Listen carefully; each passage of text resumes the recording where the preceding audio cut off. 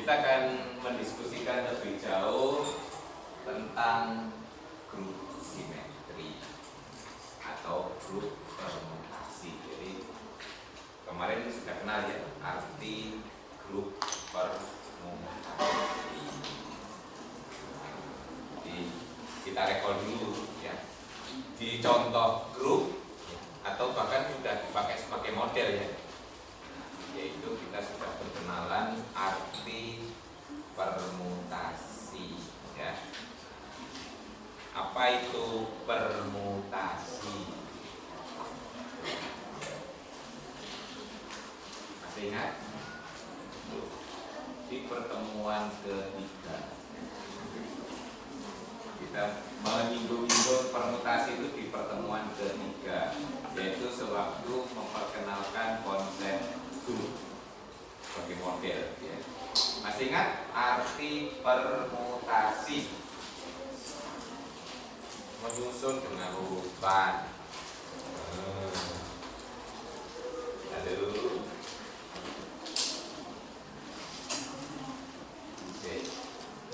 salah satu model yang dipakai untuk memperkenalkan grup kemarin apa? Ada 3 toh. Apa saja? Terus kan salah satunya fungsi. Nah, fungsi satu-satu pajak, gitu ya. Dari jumlah A ke jumlah A secara umum ya. Kita himpun tuh dengan operasi komposisi dia akan membentuk nah, itu yang disebut dengan permutasi. Jadi permutasi itu apa? Lebih balik. Permutasi adalah fungsi satu-satu dan pajak ya. Jadi itu merupakan salah satu contoh grup. Nah ini karena permutasi ini nanti banyak kegunaannya ya, maka akan kita dalami lebih jauh tentang grup permutasi ya. Jadi kalau mendengar istilah permutasi, apa saja yang Anda ingat? Oke, tadi kan sudah fungsi satu-satu pada fix ya. Apalagi yang Anda ingat? Komposisi, apalagi? Tadi kok menata-menata itu apa? Nah mungkin aja berkaitan nanti ya. Karena istilah permutasi itu muncul di mana-mana ya. Permutasi. Anda selain di aljabar di grup ini kenal permutasi di mana? Ya, diskrit ya. Di sana Anda artikan apa? Permutasi. Tuh, katanya ada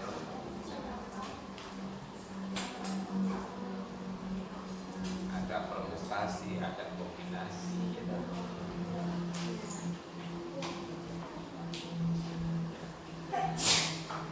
Nah, nanti akan ketemu kaitannya gitu ya di kombinasi. Nah, kita recall dulu ya. Jadi kita akan berbicara tentang grup permutasi atau permutation group di salah satu chapter berapa sih? 5 ya. Nanti chapternya aja nggak hafal isinya. Oke. Nah, jadi kita ingat kembali kalau saya punya omega itu adalah himpunan tidak kosong dan kemudian kita himpun ya, himpun semua fungsi dari omega ke omega yang bijektif ya. Bijektif itu berarti satu-satu dan pada. B itu 2 bijektif itu berarti B2 itu bijektif, B2 berarti maksudnya subjektif dan injektif ya.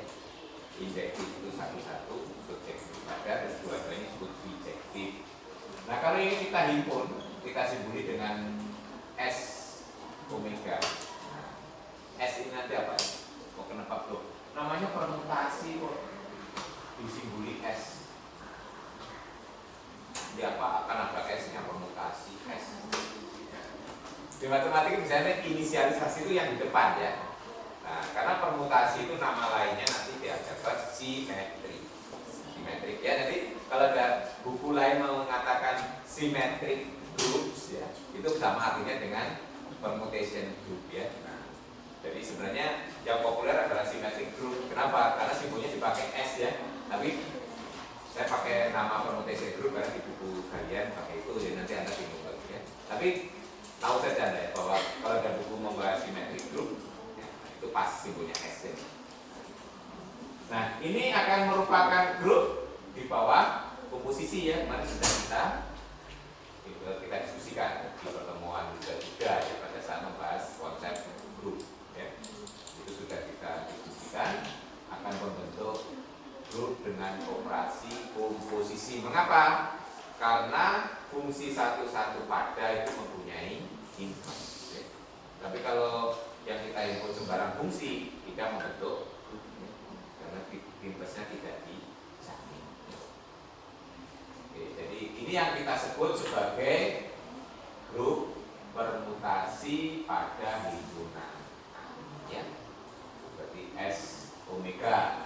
Kalau ada buku kalau himpunannya A ya SA gitu ya. Nah, sekarang kita akan concern lebih khusus lagi nanti untuk omega yang hingga.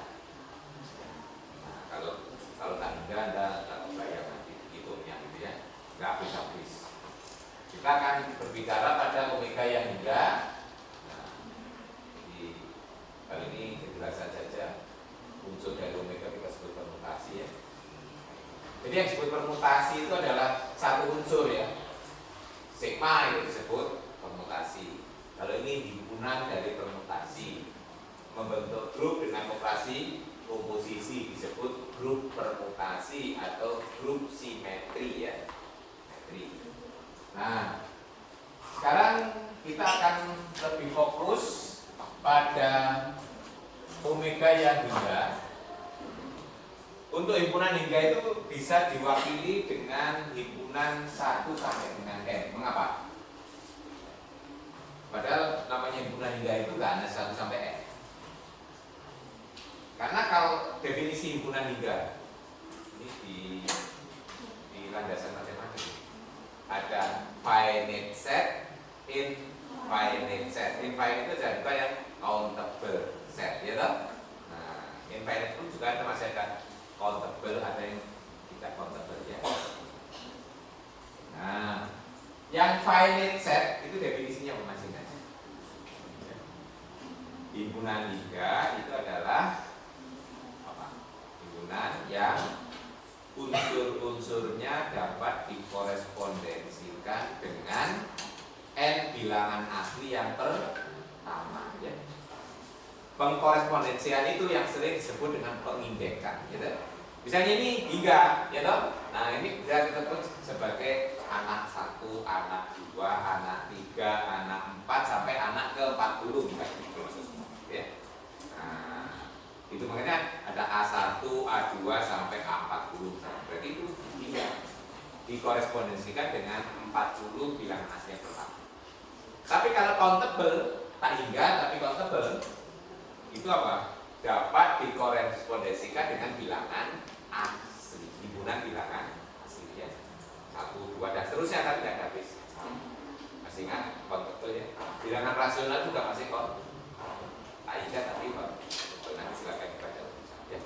Tapi nah, karena himpunan hingga itu dapat dikorespondensikan dengan n bilangan asli yang pertama, maka cukup kita wakili dengan 1 sampai n. Jadi kalau kita punya n anggota ya kita nomori 1 sampai n ya. Nah, cukup, makanya cukup kita wakili dengan 1 sampai n. Jadi nanti kalau kita berbicara permutasi hingga, nah itu berarti kita anggap himpunan adalah dia pemetaan dari 1, 2, 3 sampai n ke 1, 2, 3 sampai n ya. Nah, S omega kalau kita ketemu dengan omega-nya hingga, kita sebut saja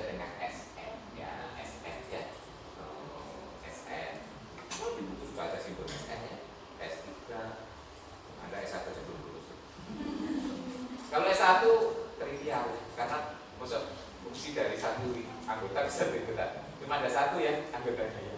S1. Jadi contohnya S1. S1 itu berarti fungsi satu pada dari himpunan yang isinya 1 ke 1. Anggotanya berapa? 1 saja. Kalau S2 ya, S2 itu berarti dari ya, semua fungsi satu pada dari 1 2 ke 1 2. Berapa banyak anggotanya? 2 ya. Yaitu identitas 1 ke 1, 2 ke 2, terus 1 ke 2, 2 ke 1 ya. Nah, menarik anggotanya cuma. Nah, biasanya pembahasan SN itu dimulai dari S3 ya. S3 siapa yang pengen S3? Ya, S3 berarti S3 itu adalah himpunannya adalah himpunan permutasi dari 1 2 3 ke 1 2 3. Jadi kalau kita ilustrasikan di sini kita kenal S3 ya.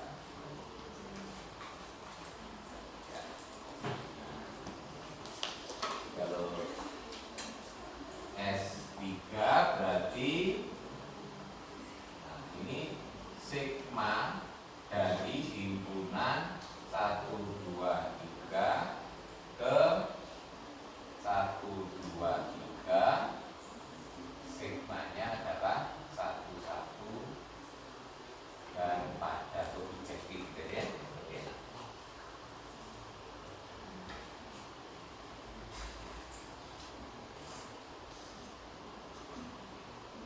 Ya, nah itu.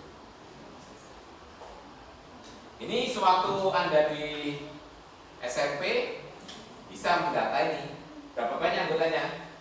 Nah, bisa menuliskan pakai simbol yang di SMP. Kalau SMP menggunakan simbol apa kalau merepresentasikan fungsi? Diagram anak panah, ya. Diagram anak panah, ya. Berarti misalnya kita punya ada 6 ya, nanti kita gambarkan 1 2 3 1 2 3. Nah, yang pertama itu nih yang paling lama. Ya. Yaitu panahnya ada yang di tengah dan di ujung ya, terserah ya. Ada yang seringnya di ujung gitu ya. Nah, ini yang kedua.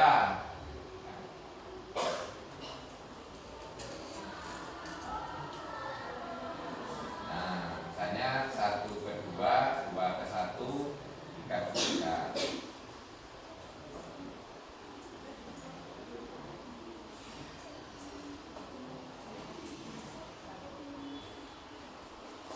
Nah, misalnya yang ketiga 1 ke 3, 3 ke 1, 2 ke 2 ya. Nah, yang keempat 4. Misalnya 2 ke 3, nah simbolnya nah gini. Nah, 3 ke 2, 1 ke 1 ya. Nah, ini gambarnya aja. Nah, yang ketiga 1 ke 2, 2 ke 3, 3 ke 1 kayak gini ya. Nah, yang keenam apa? 1 ke 3. Terus 2 ke 1, 3 ke 2. Ada lagi yang lain? Bisa.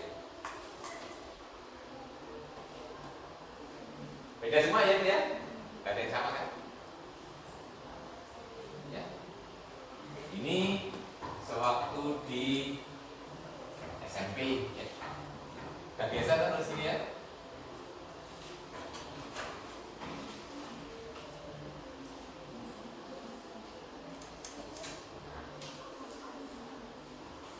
Kalau gini repot ya representasinya. Kalau membawa gambar, tadi dikomposisikan di gambar gitu ya. Nah, kemudian nanti di sini ada representasi baru ya.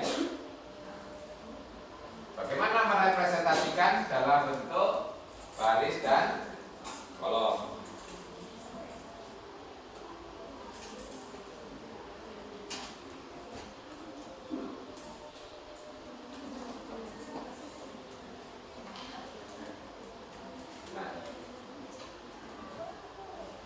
Kalau menulis bentuk dua baris, baris pertama itu kita untuk menyatakan domainnya. Baris kedua menyatakan domain atau hasilnya. Ya. Jadi nanti notasi berikutnya menuliskannya itu sigma itu sebagai begini ya. Ini ada kakak standar. Jadi kalau seperti ini nanti lebih mudah menuliskannya daripada gambar gitu ya. Jadi nanti di sini 1, 2, 3 dan seterusnya sampai n. Di sini adalah sigma 1, sigma 2, sigma 3 dan seterusnya sampai sigma n. Gitu ya. Jadi di sini nanti ini ya, kalau kita representasikan seperti itu. Yang pertama itu menjadi 1, 2, 3 nih. 1, 2, 3. Yang kedua, ini saya korespondensikan dengan sana ya. Jadi nilai dari 1 itu adalah 2. Nilai dari 2 1, 3, 3 gitu ya. Jadi yang kedua jadi begini. Kemudian yang ketiga,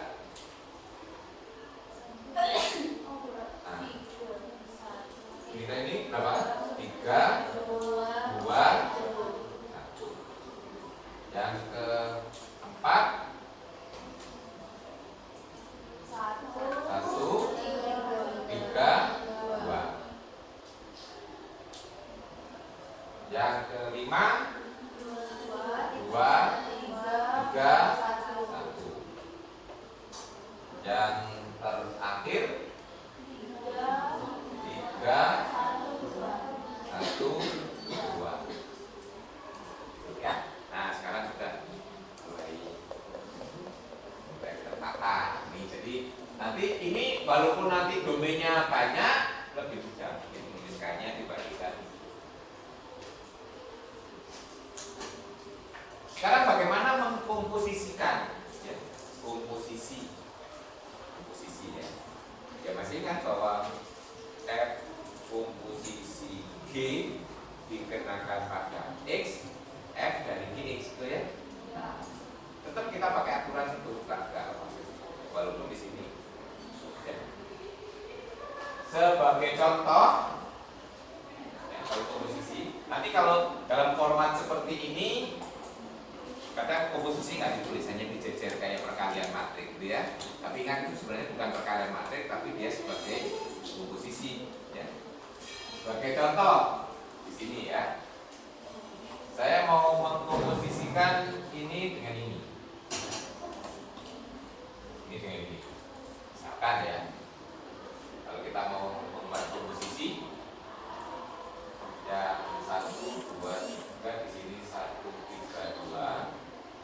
Saya komposisikan dengan 1 ke 2, 2 ke 3, 3 ke 1. Nah, ini hasilnya, gitu ya. Bagi yang sudah terbiasa nanti enak. Tapi kalau belum terbiasa harus mengasosiasikan ke diagram, gitu ya. Sebagai contoh di sini, kan kita mau mencari yang di sini apa? Gitu. Berarti 1 itu dibawa kemana, gitu ya? Ingat, komposisi itu tidak berlaku bolak-balik ya. Ini dulu baru di sini artinya kan ya? Ya, yang belakang dulu baru yang belakang. Contohnya ini, nah kita ilustrasikan one by one ya. 1 oleh yang pertama ini dibawa kemana? Kedua. Oleh yang kedua dibawa ke 3. Berarti hasil komposisi 1 kemana? 3.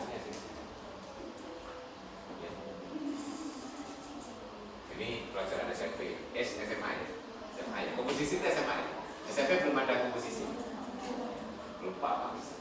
Yang semester 1 aja lupa apalagi semester SMP. Demikian juga sini yang 2, ya. 2 oleh yang pertama dibawa ke 3, oleh yang kedua 2. Berarti 2 ke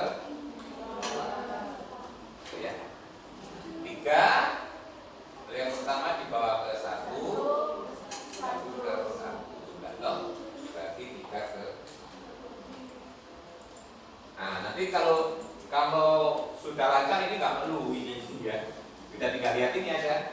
Ya, 1 ke 2, 2 ke 3. Ya. 2 ke 3, 3 ke 2. 2 gitu ya. Ya. 3 ke 1, 1 ke 1. Ya. Ya. Ini kan hanya untuk membantu. Ini ibaratnya itu tongkat, tapi yang masih belum lancar jalan, gitu ya. Bagi yang sudah lancar, nggak perlu tongkat kuat, gitu ya. Bertahap memang Rabbah, ya. Ya, satu posisi. Ya, nanti kalau panjang pun,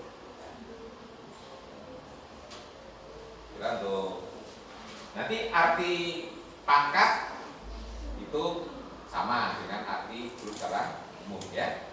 Jadi kalau misalnya alfa kuadrat itu artinya alfa komposisi alfa, gitu ya. Contohnya ini, kalau kita akan membuat ini ya, 1, 2 ini ke pangkat 2 misalnya. 1 ini dipangkatkan 2. Itu artinya dia dikomposisikan dengan dirinya sendiri. Ini adalah ini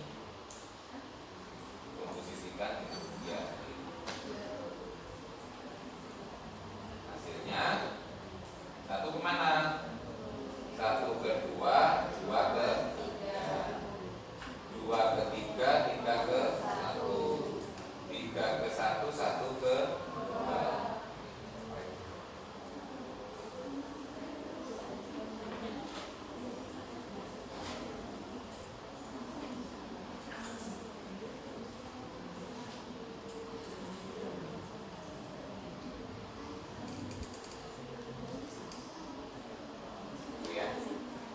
Nah, pengertian order juga sama, ya kan?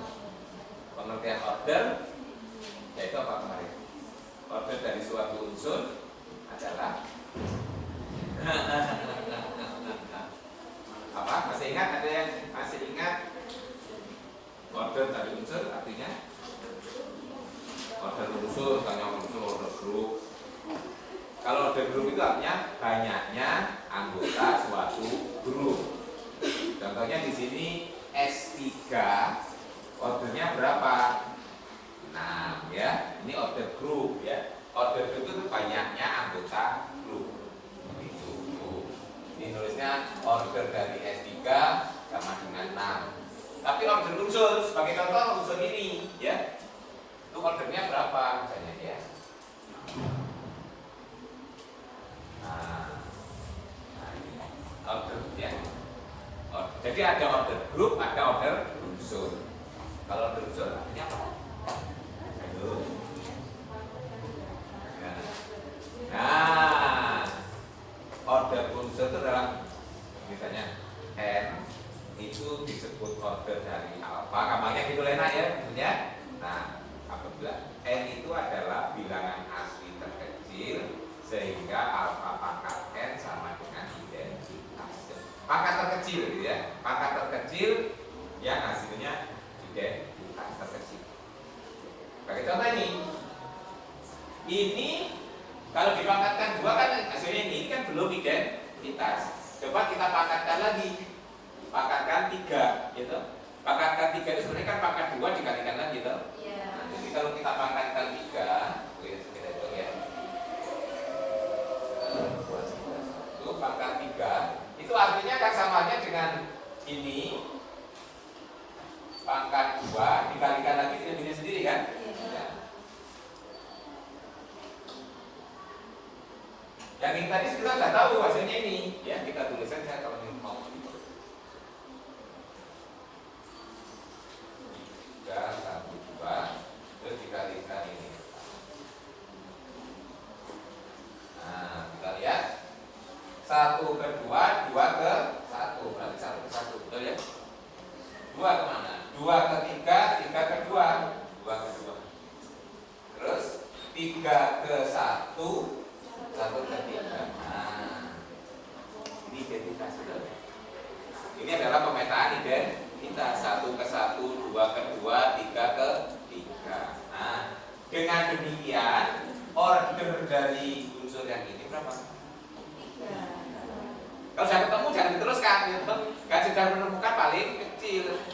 Nanti dipangkatkan lebih tinggi lagi, ada yang sama dengan pangkat 6 misalnya, ada yang jadi identitas 1. Ya, ya.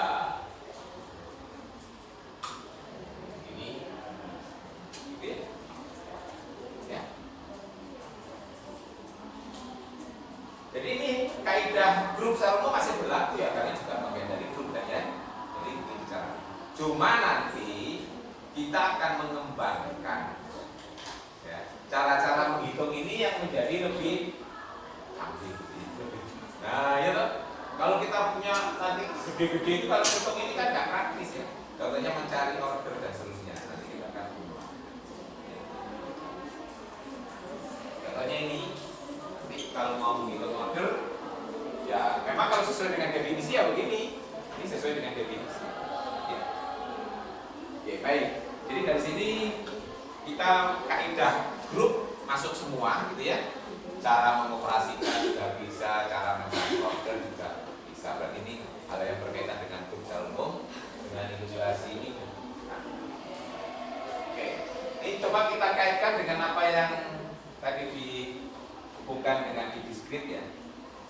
Ini S3 ini kan bijektif, mereka bijektif dari 1, 2, 3 ke 1, 2, 3 itu anggotanya. Yang saya tanya, S4 anggotanya berapa?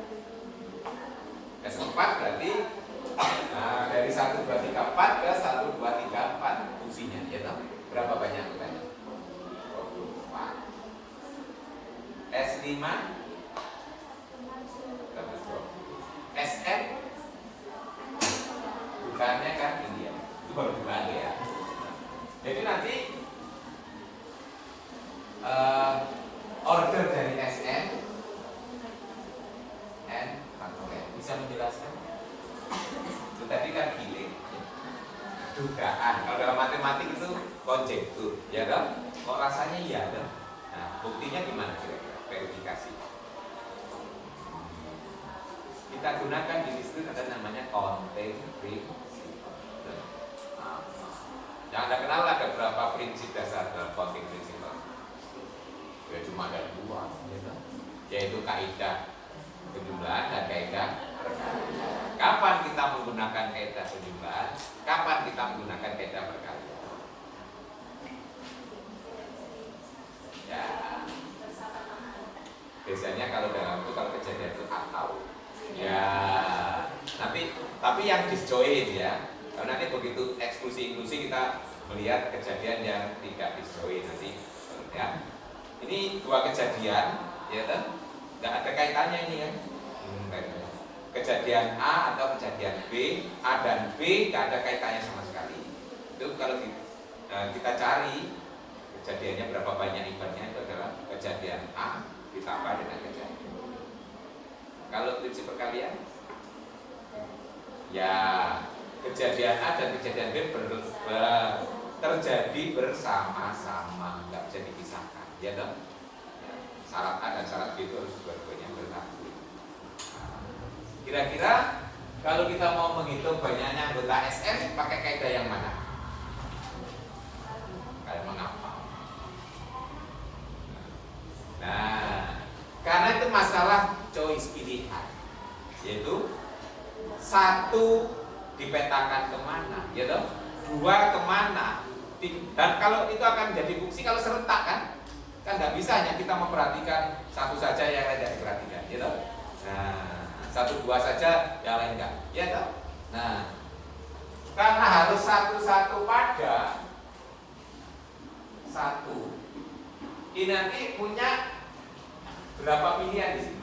Kalau lainnya belum punya kan ini orang pertama kan bebas ya. Nah, di situ himpunannya ada berapa anggota? N, gitu. Berarti orang pertama kalau suruh milih bebas, saya pilih salah satu dari N, gitu. Nah, dia punya N pilihan kan? Nah, betul.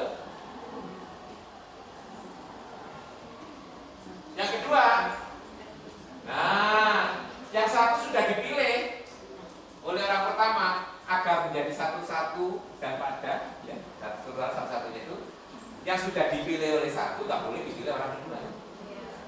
Itu sudah diambil, nggak boleh loh calon istri saya. Nah, kamu nggak boleh pilih yang lain dong, ya. Nah, berarti yang kedua ini tinggal N-1 pilih.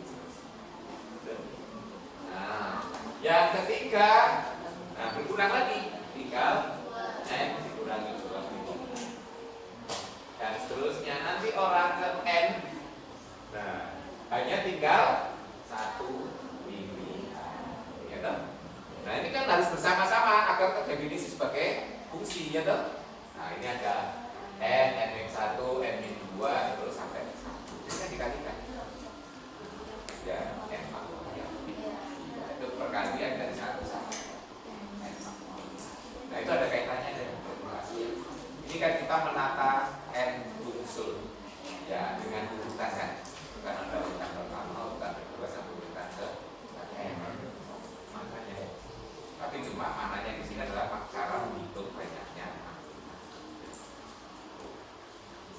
Ada kaitannya juga. Tapi kalau di grup itu dipakai sebagai nama. Permutasi itu adalah nama pemetaan satu-satu pada.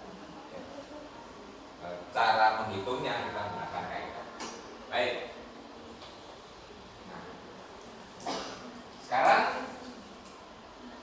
model S3 ini akan kita eksplorasi lebih jauh, ya, jauh. Sekarang perhatikan yang ini satu saja yang ini dulu, ya. Ini Pak. Saya akan mengilustrasikan anggota S3 ini. Oke, saya mulai dari yang paling bawah, yang ke-6 atau ke-5 lah, karena yang ini 2, 3, 4, 5 ya. Ya ini yang sudah diilustrasikan. Coba yang ini ya.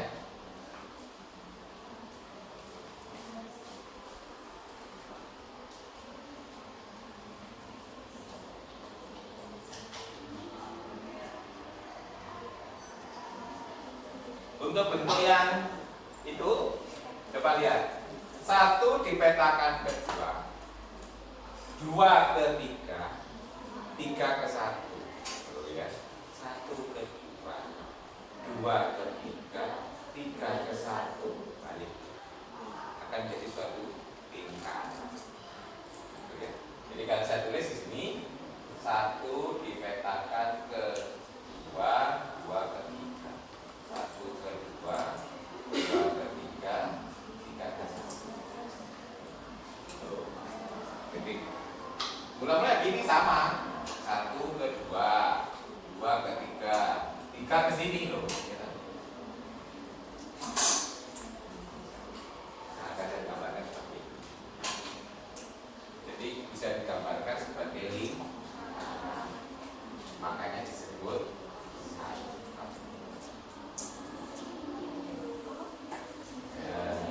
Jadi ini nanti ada representasi dalam bentuk cycle ya. Itu representasi gambar.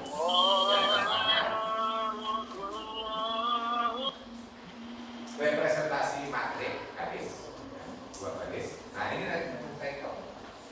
1 ke 2, 2 ke 3. Nah nanti menuliskannya di sini menjadi begini. 1, 2, 3. Ini nanti akan sama kalau kita tulis juga 2, 3, 1. Kalau jenisnya sama dong. 2 ke 3, 3 ke 1, 1 ke 2. Sama. Ini juga sama kalau kita tulis 3, 1, 2. Ya. Namanya cycle kan tergantung dari mana kita mulainya. Yang penting dia kembali ke situ lagi.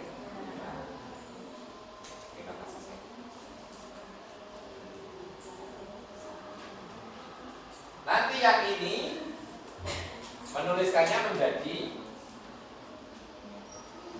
yang ini jadi apa? 1, 3, 2. 1, 3, 1, 3, 2 dengan 1, 2, 3 beda ya. Karena di sini 1 dipetakan ke 2, ini 1 ke 3 ya. Kalau yang ini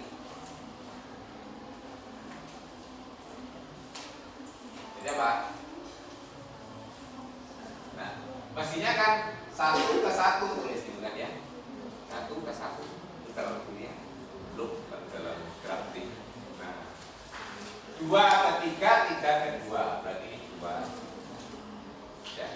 Nah, yang seperti ini disederhanakan, satu ini tidak bisa ditulis ya, kedua sendiri cukup ditulis 2.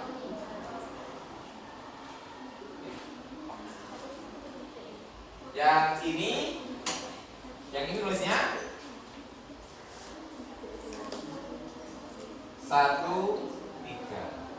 Maksudnya 2 ke 2, nggak usah ditulis ya. Yang ini 1 ya. Yang ini, nah mestinya maksudnya nggak ditulis sampai. Nah, mestinya 1 ke 1, 2 ke 2, 3 ke 3. Kalau ini cukup diwakili oleh ini saja ya. Nah, dari nanti kalau kita menuliskan di SN, kalau kita 1 itu berarti untuk identitas. Sebenarnya juga sama dengan 2, sama dengan 3, sama dengan 4. Cuma kalau 2, 3, 4 itu kan belum tentu ada. Kalau di S2, 3 kan nggak ada. Nah, kalau kita nulis 3, nulis 5, di S4 nggak ada. Nah, yang mesti ada itu 1 di mana-mana sih. Makanya. Nah, jadi kalau seperti ini nanti menjadi standar tuliskannya. Jadi anggota dari S3 ini nanti kalau kita tuliskan dalam notasi baku dalam bentuk cycle, ini akan menjadi himpunan ini 1, 2, 1, 3, 2, 3, 1, 2, 3, 1, 3. Nah, kalau ini jadi baku ya. Ini juga boleh, tulis begini juga baku, cuma kepanjangannya.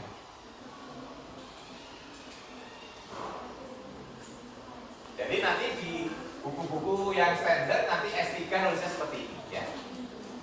Ada 6 unsur. Nanti untuk eksplorasi sejauh berikut-berikutnya sebagai model kita akan menuliskan seperti ini. Jadi Anda harus terbayang apa arti 1, 2, Anda akan bayangkan ini ya. Bayangkan gambar ini ya. Ya, 1, 2 itu artinya 1 ke 2, 2 ke 1, 3 ke 3 gitu ya. Jadi yang tidak ditulis dipetakan ke dirinya sendiri. Nah, pertanyaannya, ini kan khusus untuk S3. Kalau S4, S5 dan seterusnya apakah selalu bisa dituliskan dalam bentuk begini ya. Sebagai contoh, kalau di S4 saya punya ini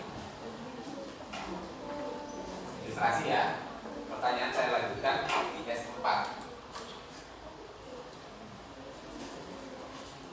1, 2, 3, 4. Kalau di S4 kan 4 ya. Saya punya ini 1 ke 2, 2 ke 1, 3 ke 4. Nah, gimana kalau dalam desain itu?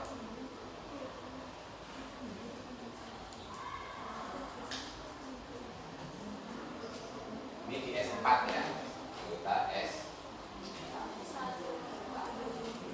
Ini mestinya tulisnya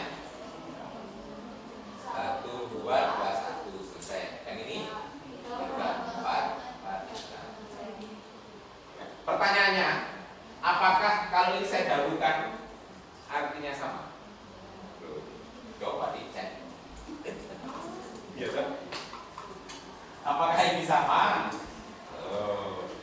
Ya. Secara umum juga kita nggak sama. Coba dicek sekarang. Apa arti ini? 1, 2 itu artinya 1 dipetakan 2, 2 ke 1, tapi 3 dan 4 tetap ke dirinya sendiri. 3, 4 itu artinya 1 ke 1, 2 ke 2, 3 ke 4, 4 ke 3. Nah, sekarang coba kita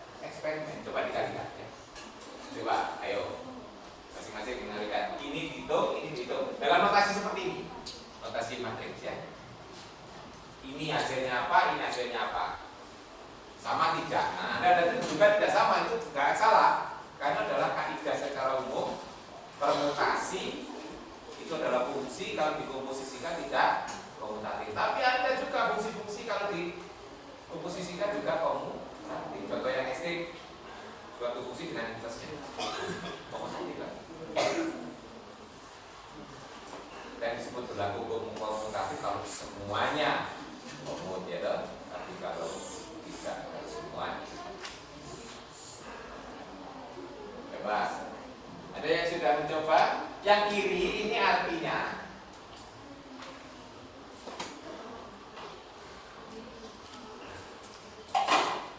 itu artinya kan gini ya.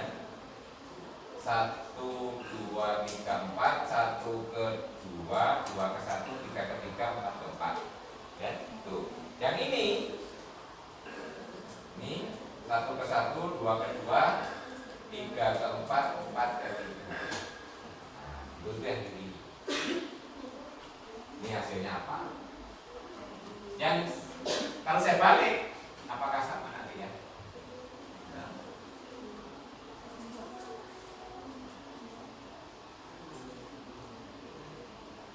Saya balik itu kan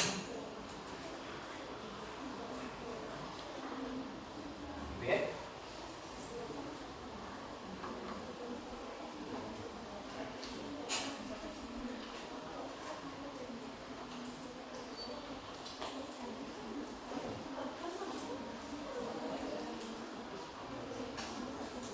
Ya dikomposisikan sama pakai data ini dugaannya katanya nggak sama.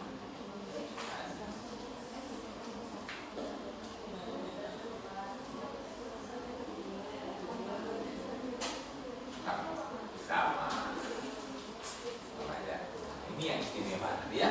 Hal yang istimewa itu biasanya kalau dalam matematik justru menarik itu ya istimewa. Yang common itu nggak menarik gitu ya. Yang umum-umum itu ya. Anda kalau ketemu seseorang ya juga yang istimewa atau yang menarik ya. Langsung istimewa ya. Anda kalau ketemu orang yang istimewa itu mesti terkesan gitu ya. Ada curiosity ya, jadi ada keingintahuan gitu ya. Tapi kalau yang biasa-biasa kamen-kamen itu hal biasa. Banyak contohnya seperti itu gitu kan ya.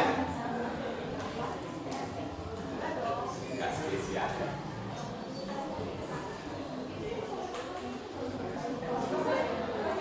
Jadi matematik juga begitu, nanti yang istimewa, yang menarik itu yang dipelajari ya. Nah, seperti ini tadi loh. Secara umum kan nggak komut ya. Ini kok jadi komut?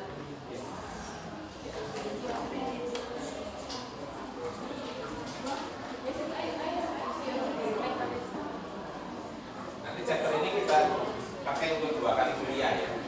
Yang kuliahnya itu alternatif itu bagian sekali ya. Karena materinya juga direncanakan jadi diatur.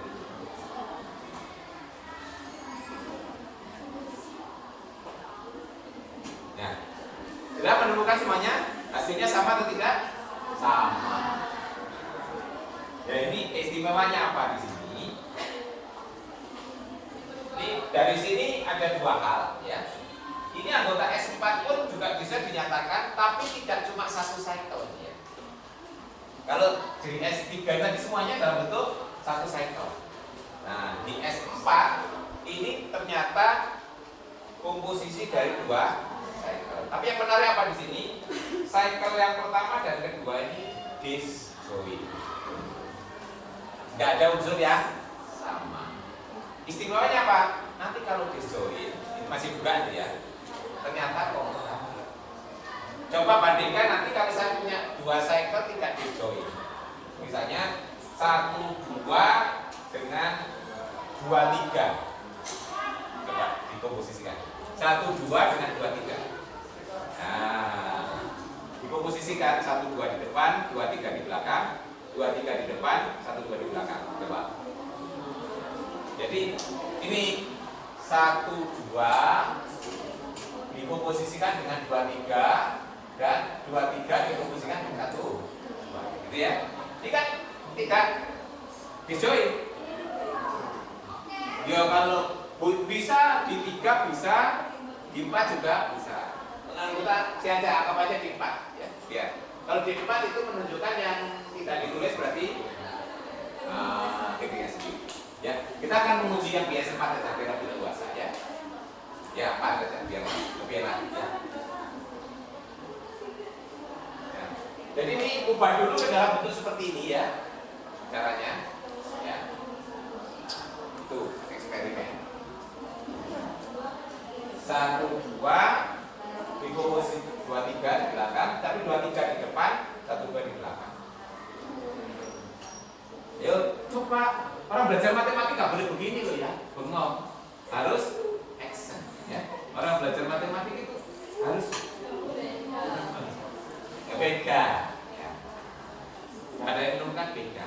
Bagi yang bengong nggak bisa ambil kesimpulan kan? Nah, orang belajar matematika banyak baca bawa buram ya, kertas-kertas jus yang sudah separuh dipakai ya, nah itu dibawa ya. Jangan dibuang kertas yang baliknya sudah dipakai gitu ya, nah itu keren untuk coret-coret ya. Sayang kalau pakai kertas yang bagus gitu ya. Kalau dari dulu kalau kuliah begini, bawa kertas buram, nanti sampai rumah sambil belajar ditulis ulang di kertas yang bagus ya. Nah sambil belajar kan ditata lagi gitu ya. Itu kan recalling, kan enak. Beda ya. Nah, jadi sini ada keistimewaan. Kalau disjoin nanti akan jadi komut. Kalau tidak disjoin tidak komut. Nah, hasil ini akan kita coba klaim untuk SN secara umum. Ya. Jadi kan baru contoh di S4. Kalau di S3 nggak memungkinkan. S3 semuanya hanya satu cycle. Ya. Nah, di S4 mungkin kita meng-create 2 cycle. Ya. Nanti S5 apalagi ya loh, S6 dan seterusnya itu memungkinkan. Kalau di S3 nggak mungkin 2 cycle yang dijoin kan? Kalau yang dijoin satunya 2, satu cycle nggak menarik kan ya, minimal.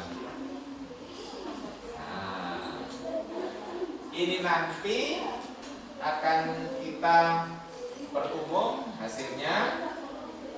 Ini ya. Coba lihat tadi. Di S3 ini setiap permutasi dapat dinyatakan sebagai cycle.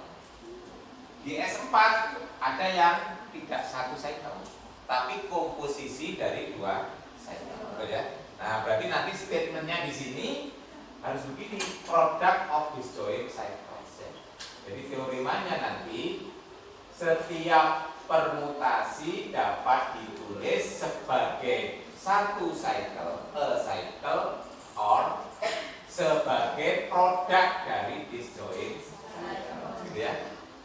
Jadi setiap permutasi dapat ditulis sebagai satu cycle atau hasil kali dari beberapa cycle yang disjoint.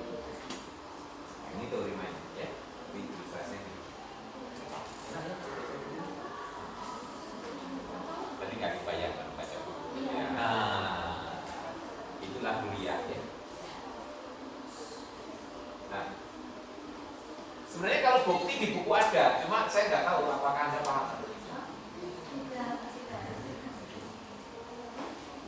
Nah, kita, nah ini sebenarnya pakai higanya itu penting di sini, higa itu ya, karena setiap permutasi itu paling banyak itu kan ada N berbeda yang apa hasil itu ya. Nah, itu mesti bisa dituntaskan walaupun kita pakai algoritma one by one, gitu ya.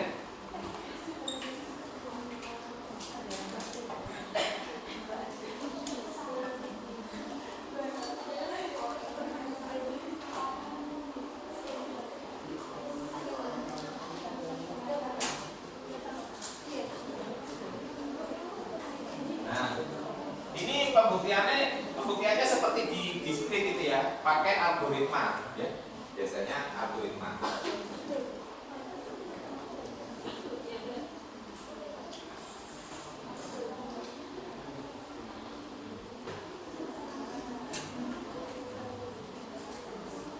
Misalkan kita punya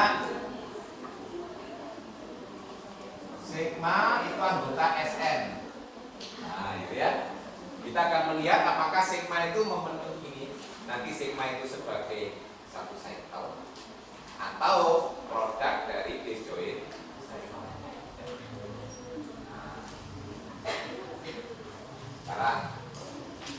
kita mulai. Nah, biasanya mulainya paling gampang dari 1, ya dong. Dari 1. Sekarang ini namanya algoritma. Dari 1, lihat sigma 1, tanyakan apakah sama dengan 1. Betul ya? Apakah sigma 1 sama dengan 1? Ya, itu biasanya kan pakai pertanyaan ya atau tidak. Ya. Kalau ya, apa yang terjadi? Kalau ya, kita cuma mendapat 1 ke 1, betul ya? Berarti kita dapatkan jika ya. Kalau ya apa akibatnya? Berarti kita mendapatkan, betul ya? 1, betul ya? Kalau tidak, apa yang boleh? Nah, kalau tidak berarti kan sigma 1 tidak sama dengan 1. Berarti kita punya ini. Kalau tidak berarti 1 itu dipetakan ke sigma 1. Nah, kalau ini ya, kita dapatkan ini artinya apa? 1 ke 1%, gitu.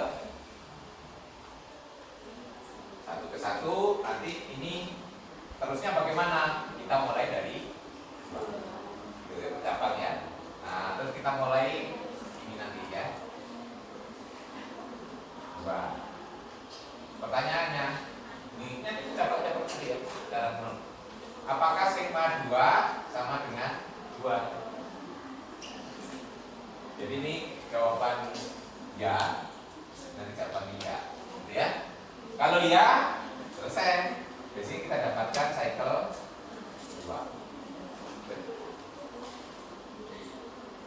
Terus kalau tidak, nah berarti kita punya di sini 2 dibawa ke sigma 2. Ini kita selesaikan yang pakai pricing dulu ya. Nah, berarti ini kita dapatkan apa? 2 ke sigma 2, betul ya? Jadi kita peroleh 2 dipetakan ke sigma 2.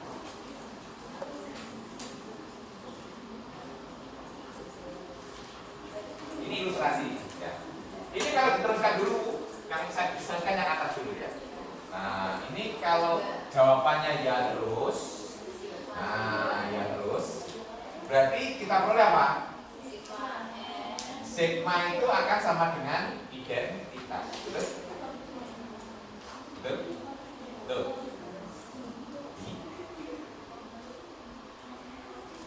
Kebayangkan jawabannya ya terus di atas.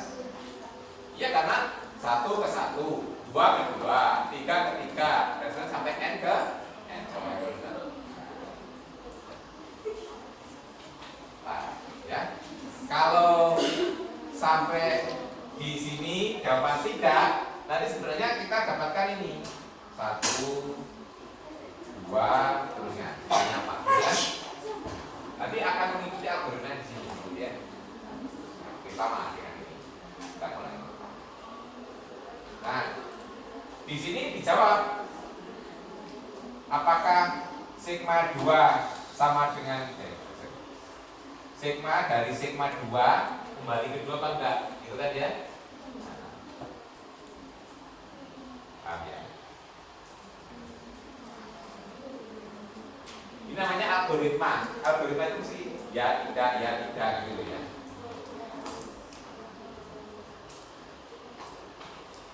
Nah, ini saya contohkan konkret ya. Nanti pada dasarnya kita akan melihat dengan simbol secara umum ya. Nah, jadi sebenarnya kalau nanti jawabannya tidak ya. Sampai kita itu banyak tidak, itu sebenarnya nanti ke sini 1 dibawa ke sigma 1 gitu. Nanti ini dibawa ke sigma dari sigma 1 gitu ya. Dan terusnya nanti suatu saat pasti dia akan kembali ke 1. Bisa sampai n atau sebelum n sudah kembali ke 1. Nanti suatu saat dia akan kembali ke ya. Nah, kalau seperti ini nanti akan dapat satu cycle. Ya.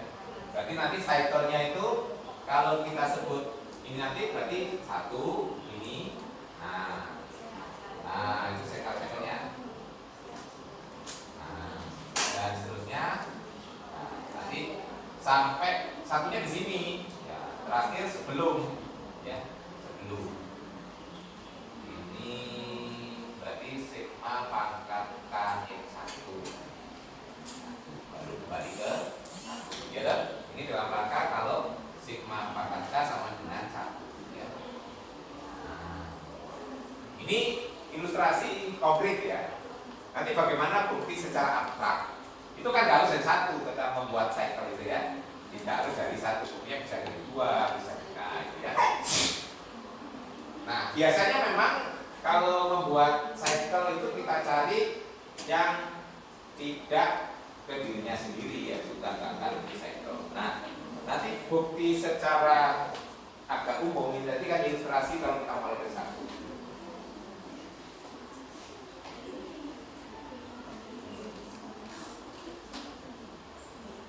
Nah, saya akan menggunakan bukti secara umum. Kita lihat ya. Kita mau saja dari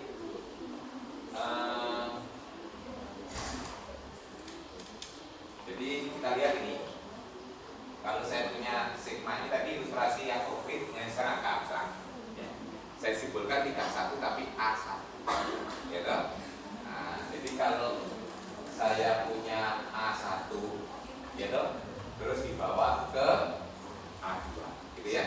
Hasilnya ke ini oleh sigma ya toh, ke A2. Terus seterusnya nanti sampai AK. AK ini sama dengan A1 gitu ya. Sebelum-sebelumnya nggak ada A1. Ini oleh sigma. Jadi saya beri ilustrasi lebih mudah. Abstrak tapi lebih gampang. Nah, kalau seperti ini berarti sudah kita dapatkan satu cycle. Ya. Berarti kita akan mendapatkan ini adalah akan didapat cycle A1, A2 sampai AK-1. Betul ya? Karena sini AK sudah sama dengan A1, betul ya? Atau kalau ini AK plus 1 biar AK gitu ya.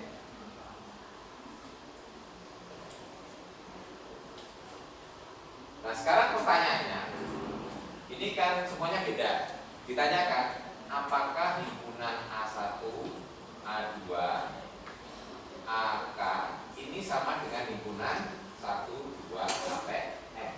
Betul.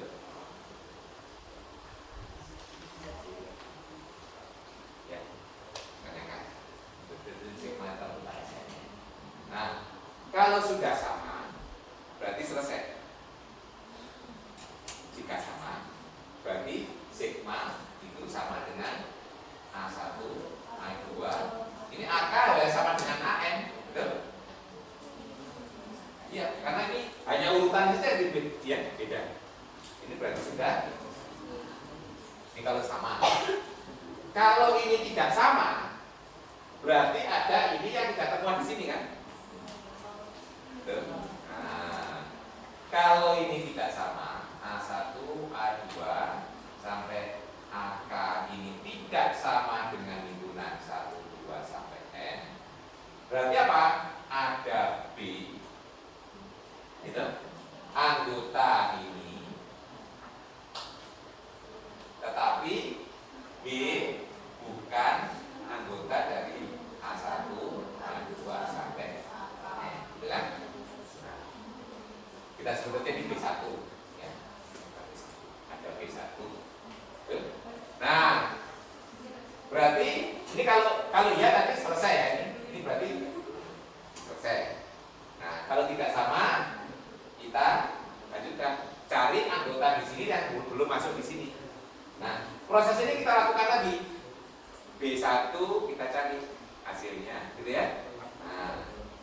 nanti kita lanjutkan B1 oleh sigma akan dibawa ke B2.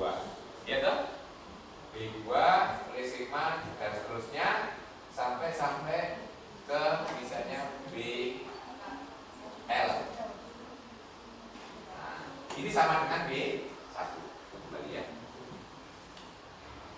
Berarti ini kita dapatkan satu cycle lagi. Betul ya? Iya. Berarti ini diperoleh cycle B1, B2 sampai BL. L. Betul. L satunya sudah B1 toh. Oh iya. Nah. Berarti dari sini sekarang tanyakan, apakah himpunan pertama digabung himpunan kedua sudah sama dengan ini? Betul ya? Pertanyaannya, kalau himpunan pertama A1, A2 sampai AK digabung dengan himpunan B1, B2 sampai BL itu sudah sama dengan himpunan N. Berarti apa? Selesai. Berarti sigma akan sama dengan hasilnya komposisi dua cycle. Betul ya? Jadi nanti sigma akan sama dengan A1, A2, AK, B1, B2, B. Kalau tidak, proses bisa dilanjutkan. Kita bisa menemukan C1 anggota ini, tetapi bukan anggota gabungan loh. Nah, betul. Kalau proses itu diteruskan kira-kira selesai apa tidak? Ya selesai, mau hingga sebanyak N aja toh. Ya lama-lama habis kan. Nah, kalau habis akan kita perlu. Berarti di sini akan kita. Nah, cuma bukti sisanya akan tinggal menunjukkan. Ini kan berarti cycle-cycle yang diperlukan disjoin ya toh. Karena sebenarnya tadi waktu mengambil B1 kan di luar ini. Nanti waktu mengambil C1 di luar gabungan dan seterusnya gitu ya. Nah, berarti sebenarnya cycle-cycle yang diperoleh adalah disjoin. Nah, nanti cuma tinggal membuktikan bahwa cycle yang disjoin kalau dikomposisikan akan komut. Komut itu komutatif ya. Jadi kalau saya punya dua cycle, contohnya ini dengan ini kan cycle yang disjoin. Apakah kali ini dulu atau dengan yang ini dulu hasilnya sama gitu ya. Nah, itu bisa dibuktikan. Jadi kalau kita punya dua cycle disjoin, kalau dikomposisikan komut. Kalau memperolehnya sudah selesai kan? Jadi proses ini dilanjutkan sampai habis. Itu bisa dijamin karena hingga. Gitu. Jadi tanyakan, oh ini selesai nih. Himpunan AI dengan himpunan BJ ini kalau digabung sudah mencakup semua 1 sampai N, berarti selesai. Berarti sini sama dengan ini. Tapi kalau masih ada yang tidak temuan di sini, berarti kita bisa mengambil itu lagi sebagai awal kan ya, C1 misalnya. C1 diteruskan sampai suatu saat CP plus 1 sama dengan C1, kita boleh satu cycle. Nanti gabungan dari 3 himpunan ditanyakan, gitu ya. Jadi prosedur ini nanti juga akan dipakai sewaktu Anda mencari cycle kan. Biasanya dimulai dari satu kemana. Nanti jangan mengambil yang sudah ada di situ kan. Diambil bilangannya belum muncul, dimulai lagi. Nanti kalau sudah kembali ke semula, dicari bilangan ini. Ini kan algoritma dari bukti ini kan yang dipakai. Nanti kalau kita ingin merumuskan dalam bentuk ini akan dipakai.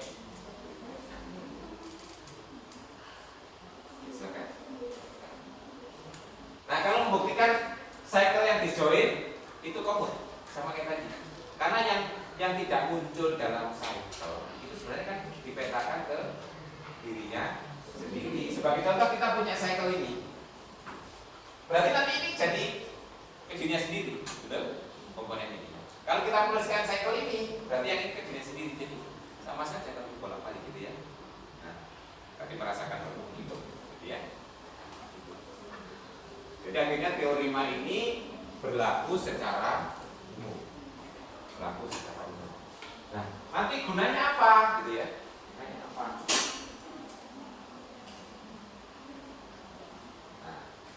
nanti salah satu yang dipakai pengguna itu adalah waktu menghitung orang.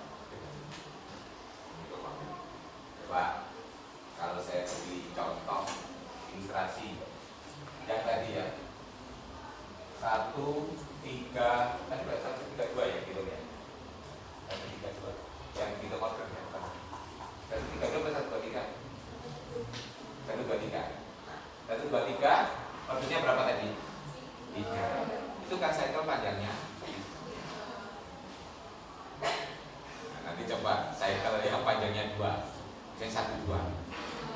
Gitu. Nanti 1, 2 itu kan 1 ke 2, 2 ke 1, 3 ke 3. Kalau diposisikan 1 ke 2, 2 ke 1, 1 ke 1, 2 ke 1, 1 ke 2 berarti 2 ke 2, 3 ke 3, 3 ke 3.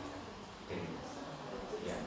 Nah, jadi nanti sifat yang pertama, kalau kita punya cycle panjangnya K, maka ordernya adalah, bisa buktikan?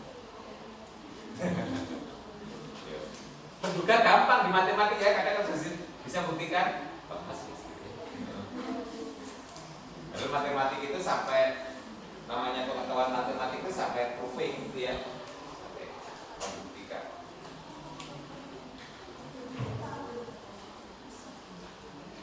Ini cycle disjoint tadi sudah. Nah ini ya, order dari cycle. Jadi kalau kita punya cycle panjangnya K, maka mempunyai order. Itu sebenarnya buktinya pada, cuma nggak tahu apakah Anda sudah baca atau belum, atau sudah baca tapi tidak hafal.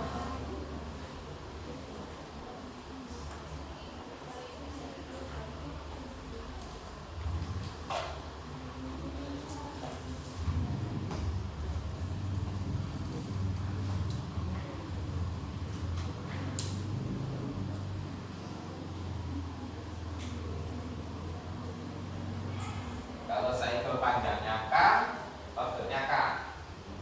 Kita lihat ya. Kalau cycle panjangnya K, sebagai ilustrasi saya buat 2 dulu ya, 2 ilustrasi. 1 A1 A2. Ini cycle. Kalau A1 A2 ini nanti kalau ditulis dalam pemetaan tanpa memperhatikan urutan ya, urutan. Jadi sini nanti saya lihat yang depan, ini A1, ini A2, ini A2, ini A1, terus sisanya ya. Sisanya aja. Ini sebut saja B1, B2. Ini sama toh? Dia kan berdirinya sendiri. Ini sampai N. Ya. B, BN-2. Ini kalau saya tanpa memperhatikan urutan ya, kalau normalnya kan harus diurut di atas ya. Ini tidak, saya dahulukan yang ini, yang ada petanya, yang lainnya tetap, ya kan? Berarti dalam bentuk seperti ini. Ini berarti B1 ke B1, B2 ke B2, nanti BN-2 ke BN. Nah ini kalau dipangkatkan 2, coba ini kan dipangkatkan 2.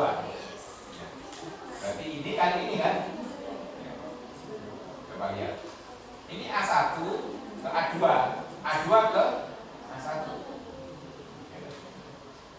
A2 ke A1, A1 ke B1 ke B1, B1 ke B1.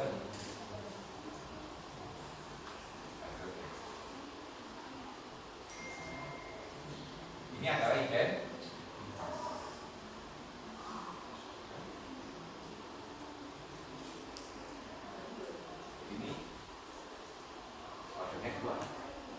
Bahkan pangkat pertama ya. Nanti coba kalau 3, ini ilustrasi ya. 3. Nah, sebenarnya sama dengan ini. Ya. Menuliskannya. Jadi kalau kita lihat nanti melihatnya, kalau kita pakai grafis ya, A1 dibawa ke A2. Ini oleh pertama, ya pangkat pertama. Oleh pangkat kedua, A2 dibawa ke A3. Ini pangkat 2. Pangkat 3, A3 dibawa ke A1. Demikian juga A2. A2 di pangkat pertama dibawa ke A3. A3 dibawa ke A1. A1 dibawa ke A2. Kemudian A3 pertama dibawa ke A1. Terus A1 dibawa ke A2. A2 dibawa ke, artinya kalau di pangkat K3, A1 ke A1, A2 ke A2, A3 ke A3. Sementara BJ, kalau J-nya bukan A1 A2 itu tetap ke. Ya, kalau kita punya BJ, J-nya tidak sama dengan salah satu di antara ini, tetap ke BJ lagi toh.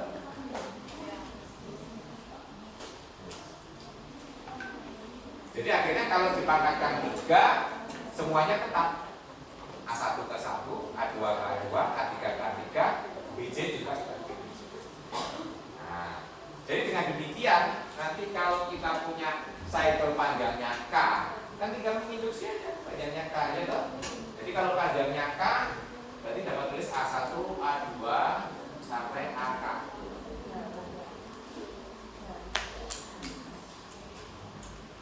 Jadi ilustrasi nanti A1. Nah, nanti K kali pemetaan akan kembali ke A1. A2 juga demikian toh. Sekian kali K kali pemetaan juga kembali ke A2. Sampai AK, K kali pemetaan kembali ke AK. Sementara yang tidak muncul di sini BJ, ya berapapun kali tetap ke BJ sendiri kan. Akhirnya ini kalau dipangkatkan K sama dengan identitas. Tapi sebelum K nggak akan sama dengan identitas. Kenapa? Karena K-1 itu tidak sama dengan aslinya semula gitu. K sigma pangkat K-1 atau pangkat K-1 atau pangkat L, L-nya kurang dari K, dari A1 tidak sama dengan A1. Ya, nah, itu bukti, saya kira tidak terlalu susah. Ya, ilustrasinya ini tinggal mengembangkan dianggap K. Ya. Nah ini, nah sekarang pertanyaannya, jadi kalau kita disuruh mencari satu cycle panjangnya berapapun, nggak usah dipangkatkan ya cara mencari order sekarang ini. Nah, tinggal panjangnya berapa? Ya order itu. Nah, sekarang pertanyaannya, kalau dia komposisi dari dua cycle yang disjoint. Nanti teorimanya kan kalau tidak satu cycle, ya mungkin lebih dari satu, cuma disjoint. Sekarang kalau punya dua cycle disjoint, bagaimana cara mencari ordernya? Ilustrasi. Coba cari order dari 1, 2, 3, 4, 5. Terus 1, 2 dengan 3, 4, 5, 6.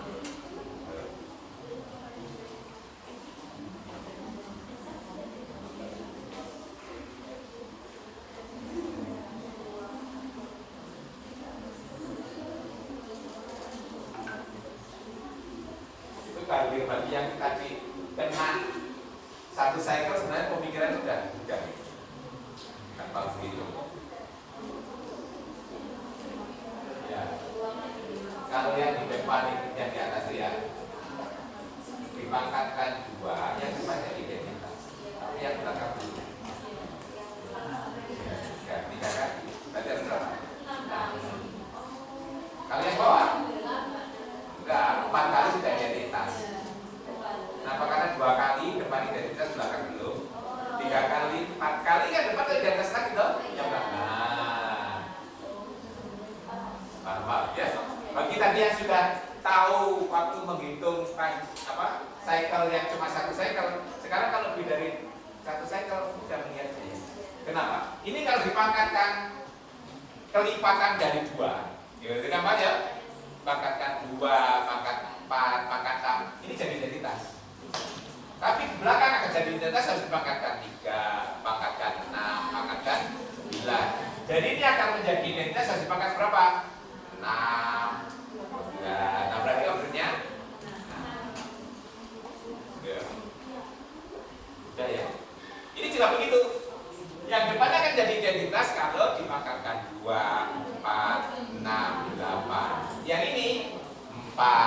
8. Berarti ini harus dimakankan 4 8.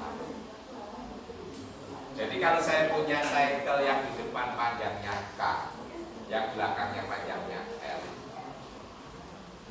berarti ordernya LCM. LCM dari keadaan. Stresnya itu ya. Jadi nanti itu, jadi hasil dari satu cycle dipakai dari lebih dari satu. Teorimanya itu nanti ya. Salah satu kegunaan tadi ya di komposisi tadi, cycle-cycle tadi dipakai untuk salah satunya dipakai untuk menghitung order. Jadi di sini kalau kita lihat order of permutation, nih, jadi teorimanya akan mengatakan. Jadi kalau permutasi itu dapat ditulis sebagai disjoint cycle, gitu ya, maka ordernya adalah LCM dari panjangnya masing-masing cycle. Contohnya ini panjangnya 2, tapi harus dilihat ya disjoint apa tidak ya. Kalau tidak disjoint nggak boleh. Berapa? Ini kan hipotesisnya harus disjoint. Makanya teorema disjoint tadi penting. Seperti ini 2, ini 3, LCM-nya 6. Tapi ini 2, ini 4, LCM-nya 4. Ya. Itu yang penting. Nah.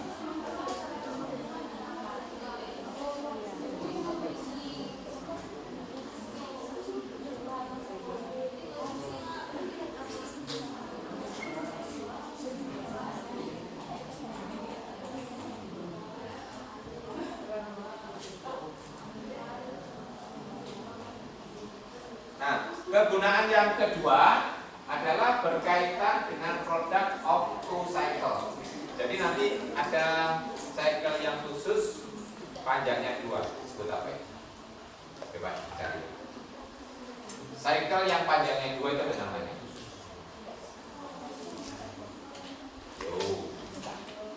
Bukan di buku catatan, di bukunya kalian.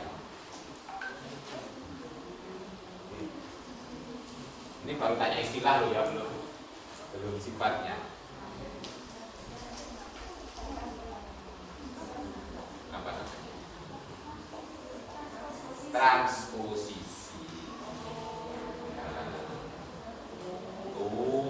Ini namanya toy boleh yang eli. Ya. Belum sifat-sifatnya. Nah, jadi dengan menggunakan cycle yang disjoint tadi, ini jadi gampang nanti membuktikannya bahwa setiap permutasi itu nanti dapat ditulis sebagai komposisi dari two cycle. Ya. Nah, artinya kalau sudah dalam bentuk ini nanti tinggal melanjutkan. Kenapa? Karena setiap ini dapat dituliskan sebagai komposisi dari two cycle. Kalau ini tulisnya gimana? Kalau kita ini kan sudah two cycle ya. Nah, yang ini 3, 4, 5 tulisnya di mana? Bagaimana cara tulisannya? Diubah menjadi two cycle. Nah, dibalik. Nah, 3, 5, 3, 4 nya sudah. Gitu. Itu nanti bisa dibuktikan ya. Jadi di sini ini nanti akan ditulis sebagai 1, 2 yang ini menjadi 3, 5, 3, 4 ya. Ini 1, 2 di depan, ini 3, 6, 3, 5, 4, 5, 3 tempat pedoman 3. Jadi nanti secara umum kalau kita punya cycle A1, A2 sampai AK, ini bisa ditulis sebagai A1 AK, A1 AK min 1 dan seterusnya sampai A1 AK. Ya. Itu bisa. Nah, ini nanti terima membantu itu ya, bahwa nah ini nanti akan kita pakai pada kuliah berikutnya ya. Kita pada kuliah berikut kita akan menjamin memang tidak tunggal menuliskannya suatu permutasi ke dalam hasil kali dari to cycle. Cuma nanti yang bisa dijamin adalah ketunggalan dari paritas ganjil genap, ya. Nah, nanti yang tetap adalah ganjil genapnya. Jadi misalnya suatu permutasi itu dapat ditulis sebagai genap, nggak mungkin akan sebagai ganjil. Yang misalnya sudah ditulis sebagai 4 gitu ya, nggak mungkin ditulis sebagai 3, 5, mesti 4, 6, 8 dan seterusnya ya. Nah, itu nanti akan kita diskusikan di pertemuan berikutnya. Nanti dengan menggunakan itu, nanti permutasi akan bisa kita kelompokkan menjadi permutasi ganjil, permutasi genap. Nah, terus nanti permutasi genap kita kumpulkan sendiri, nanti akan menjadi sub. Itu nanti yang disebut alternating sub. Gunanya apa Pak? Nah, salah satunya sewaktu mendefinisikan determinan, kita nanti akan menggunakan konsep permutasi genap, permutasi untuk buat tanda plus minusnya. Masih ingat determinan diajar pada elementer. Nah, kenapa kok plus min itu sebenarnya adalah permutasi ganjil genap itu yang kita lihat ya, signemnya ya tanda. Nah, itu dulu ambil lalu aja karena nggak tahu waktu itu. Ya. Harusnya belajar determinan itu setelah tahu permutasi. Tapi kan enggak. Itu ya karena itu pengetahuan elementer. Tapi nanti akan Anda pakai lagi kalau Anda mengambil mata kuliah matriks. Ya. Kalau ngambil lalu tadi ya Anda nggak wajib. Wong anak non pendidikan aja pilihan ya. Mata kuliah tentang matriks tapi over komputatif range ya. Baik, ada yang perlu didiskusikan. Jadi nanti pada pertemuan berikutnya kita akan memanfaatkan hasil ini untuk mengidentifikasi apakah suatu permutasi itu ganjil atau ya.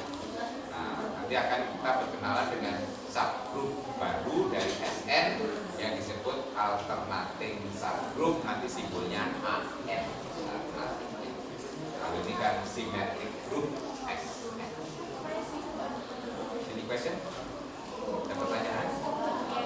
Not yet. Not yet itu sudah jelas atau blas? Iya tak? Jika ada pertanyaan itu sudah kemungkinan ya. Sangat jelas ya, atau tidak jelas sama sekali ya. Sehingga mau bertanya, tanya apa, bukan ada yang nyantol ya. Oke, biar nanti dibaca lagi ya, sambil mempersiapkan untuk pertemuan berikutnya berkenalan dengan alternatif AN ya. Saya kira cukup ya pertemuan kita hari ini. Insya Allah kita akan bertemu lagi pada Senin ya. Senin pekan depan ya.